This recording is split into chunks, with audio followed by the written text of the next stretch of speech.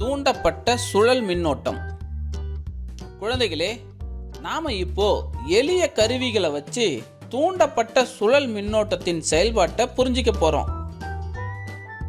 இதனை செய்ய நமக்கு தேவையான பொருட்கள்: 2 பழைய அலுமினிய குளிர்பான கேன்கள், அலுமினிய ஊசி, பழைய செருப்பு, பாட்டில் மூடி மற்றும் வலிமையான நியோடியம் காந்தங்கள்.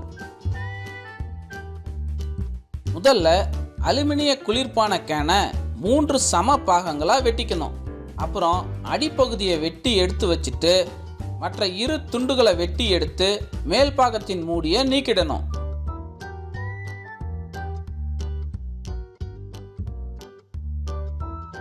உருளை வடிவில் உள்ள 2 பாகங்களையும் இது போல வெட்டி அந்த வளையங்களை அடிப்பாகத்தினுள்ள இது போல பொருத்தி அதன் தடிமனை அதிகரிக்கலாம். அடுத்ததா ஒரு பழைய பேனாவை எடுத்து அதன் அடிப்பகுதியில் ஒரு வாசரை ஒட்டணும்.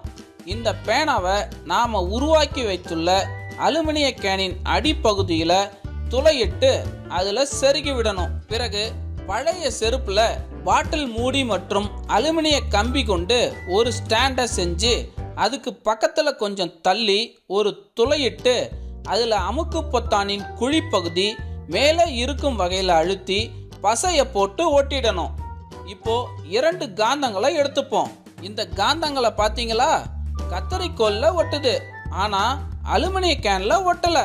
அலுமினிய கேன்ல பொருத்தப்பட்டுள்ள பேனாவோட அடிப்பகுதியை நன்கு சுழலும் வகையில ஸ்டாண்டு கம்பி மீது பொருத்தி அது நல்லா சுழலுதான்னு உறுதி செஞ்சுக்குங்க. 2 காந்தங்களையும் நடுவுல ஒரு ரப்பர் துண்டுல ஒட்டிக்கொள்ளும் வகையில பொருத்தி ரப்பர் துண்டை நூலால கட்டி தொங்க விடுங்க.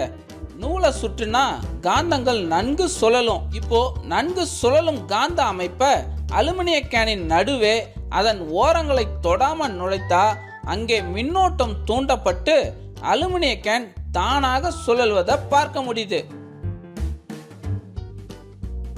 இப்போ மற்றொரு கேனை எடுத்து அதன் மூடியில ஒரு துளையிட்டு அதுல பசைய போட்டு அமுக்கு பொத்தானை இது போல கூர்பகுதி மேலே இருக்கும் வகையில ஒட்டிடணும். அலுமினிய கேனின் அடி மையத்துல கம்பி நுழையும் வகையில ஒரு சிறு துளையிடணும். இப்போ கம்பியின் மீது அமுக்கு பொத்தானின் கீழ்ப்புறம் சரியாக பொருந்தும் வகையில கேனை பொருத்தி சுழல விடணும்.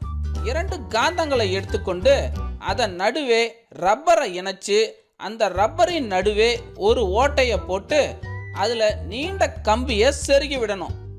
அதுக்கப்புறம் ஸ்டாண்ட்ல உள்ள அமுக்கு பொத்தானின் குழிப்பகுதியில கம்பி பொருந்தும் வகையில காந்தங்களை அருகில் உள்ள கேனில் படாத வகையில சுழற்றணும். அங்கே மின்னூட்டம் தூண்டப்பட்டு அருகில் உள்ள அலுமினிய கேனும் சுழல்வதை பார்க்க முடியுது. இந்த பரிசோதனை மூலமா தூண்டப்பட்ட சுழல் மின்னோட்டத்தினால் கேன் வேகமாக சுழல்வதை நாம தெரிஞ்சுக்கிட்டோம். இந்த 2 சோதனைகளையும் நல்லா ரசிச்சு பார்த்தீங்களா? இதற்கு என்ன காரணம்னு பார்த்தீங்கன்னா, பாரடேயின் மின்காந்தல் தூண்டல் விதியின்படி ஒரு கடத்தியின் வழியே செல்லும் காந்த பாயம் மாறினால் அக்கடத்தியில் ஒரு மின்னியக்கு விசை தூண்டப்படுகிறது. எனினும் கடத்தியானது கம்பி அல்லது சுருளாக இருக்க வேண்டியதில்லை. கடத்தியானது தகடாகவோ அல்லது தட்டாகவோ இருந்தாலும் அதனுடன் தொடர்புடைய காந்த பாயம் மாறும்போது ஒரு மின்னியக்கு விசை தூண்டப்படுகிறது. ஆனால் வேறுபாடு என்னவெனில், தூண்டப்பட்ட மின்னோட்டம் பாய்வதற்கு குறிப்பிட்ட சுற்றோட்டம் அல்லது பாதையோ இருப்பதில்லை. அதன் விளைவாக தூண்டப்பட்ட மின்னோட்டங்கள் ஒரு புள்ளியை மையமாக கொண்டு வட்டப்பாதையில் செல்கின்றன. இந்த மின்னோட்டங்கள் நீர் சுழலை போன்று இருப்பதால் இவை சுழல் மின்னோட்டங்கள் என்று அழைக்கப்படுகின்றன. இங்கு அலுமினிய கேன் தகடாக செயல்படுகிறது. அதில்தான் சுழல் மின்னோட்டம் உருவாகிறது.